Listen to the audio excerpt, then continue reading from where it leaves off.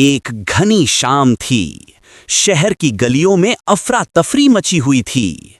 3 चालाक चोरों ने अभी अभी शहर के एक अमीर घर से सोना, चांदी और कीमती गहनों से भरी पोटलियां चुराई थीं।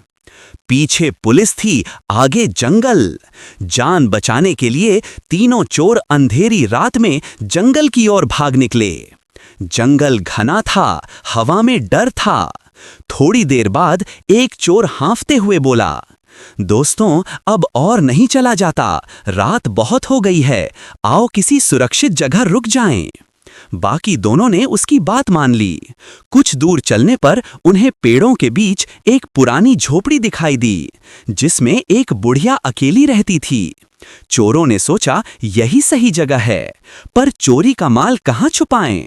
थोड़ी सोच के बाद एक बोला, सुनो, हम ये गहने इस बुढ़िया को रखवा देते हैं, कह देंगे कि हम व्यापारी हैं और ये हमारी पूंजी है। तीनों बुढ़िया के पास पहुंचे और झूठी मीठी बातें करने लगे। माँ जी, हम व्यापारी हैं, गांव शहर घूमकर व्यापार करते हैं, रास्ता भटक गए हैं, कृपया हमें आज की रात यहीं ठहरने दीजिए। ये मिट्टी का मटका हमारी कमाई है, इसे सुरक्षित रख लीजिए। जब हम तीनों साथ आएंगे तो इसे वापस ले लेंगे। बुढ़िया भली थी, उसे लगा ये थके हारे यात्री हैं, भगवान के मेहमान हैं, मना करना पाप होगा। उसने मुस्कुराकर कहा, ठीक है बेटा, तुम सब यहाँ आराम से रहो। रात में बुढ़िया ने उन्हें गरम रोटियां और स्वादिष्ट सब्जी खिलाई। तीनों चोर पेट भर कर सो गए। पर सुबह होते ही वे गांव घूमने का बहाना बनाकर निकल पड़े। दोपहर की धूप सिर पर थी। थके हुए तीनों एक बड़े पेड़ की छांव में बैठ गए। उसी वक्त एक आदमी लस्सी का मटका लेकर उधर से गुजरा। एक चोर बोला, वाह, इतनी गर्मी में ठंडी लस्सी, चलो पीते हैं।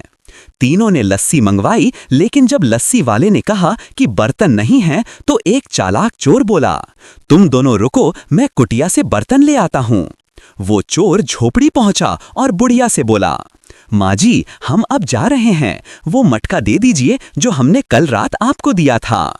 बुढ़िया ने मासूमियत से कहा, बेटा, तुम लोगों ने कहा था कि जब तीनों एक साथ आओगे तभी मटका दूंगी, अकेले को नहीं दे सकती। चोर ने झूठी मुस्कान दी। वो दोनों बाहर पेड़ के नीचे बैठे हैं, आप चाहें तो खुद पूछ लीजिए। बुढ़िया बाहर आई और दूर से ऊंची आवाज में बोली, बेटा, तुम्हारा साथी मटका लेने आया है, दे दूं क्या? पेड़ के नीचे बैठे दोनों चोर ने बिना समझे लस्सी के इंतजार में जवाब दे दिया, हाँ हाँ दे दो। बस बुढ़िया ने मटका थमा दिया और वो चालाक चोर जंगल की राह पकड़कर भाग खड़ा हुआ। काफी देर बीत गई। जब बाकी दोनों ने देखा कि साथी लौटकर नहीं आया, तो वे घबराए हुए झोपड़ी पहुंचे। उन्होंने पूछा, माँ जी, हमारा साथी कहाँ है? बुढ़िया ने सारी बात सच सच बता दी।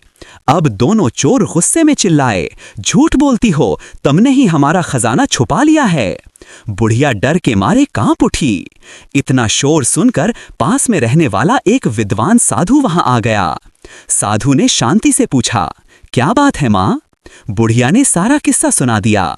साधु ने मुस्कुराकर कहा, माँ ने कहा था ना, मटका तभी मिलेगा जब तुम तीनों साथ आओगे, तो जाओ अपने तीसरे साथी को भी लेकर आओ। दोनों चोर चुप रहे। साधु आगे बोले, और अगर मेरी बात मंजूर ना हो तो पुलिस को बुलाकर सच्चाई सामने लानी पड़ेगी। पुलिस का नाम सुनते ही दोनों चोरों के चेहरों का रंग उड़ गया।